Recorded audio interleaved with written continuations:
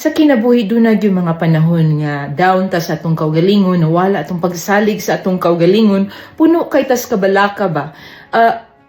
Bago lang ko nahuman og pang-arrange dinhi sa akong himutangan kay gikan ko uban sa akong pamilya sa usa ka beautiful vacation trip.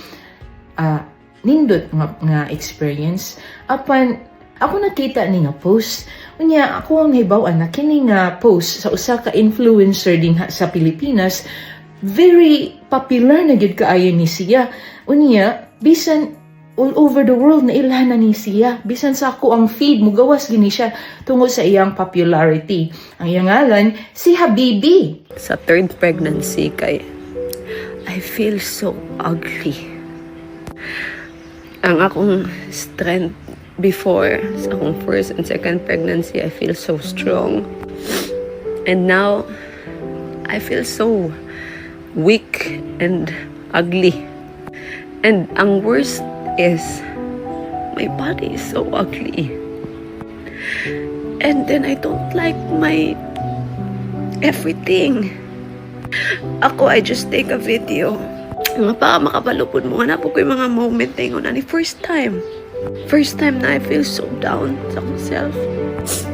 I have a good husband. I have a very good life. Pero ambot nga Bisaya kayo ni siya. Nag-uol ko nga na nakakita nga nag-uol siya, doon na siya kabalaka po siyang kaugalingon. Tuod normal na siya. Normal na nga mahitabo sa tong kinabuhi. Tungod kay tao raman kita. Apan, kung ang ato ang pagsalig diha sa Dios, ato ang ipokus diha sa Ginoo, mawala ang ato ang kahadlok mga kabalaka. Kay mao man ni ang giingon sa Dios. Paminawa. Jeremiah chapter 1 verse 5, Before I formed you in the womb, I knew you. Before you were born, I set you apart.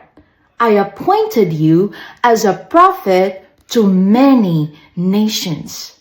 Kung sa Bisaya pa, sa wala ko pa ikaw buhata diha sa taguangkan sa imong inahan, nakaila na ako kanimo.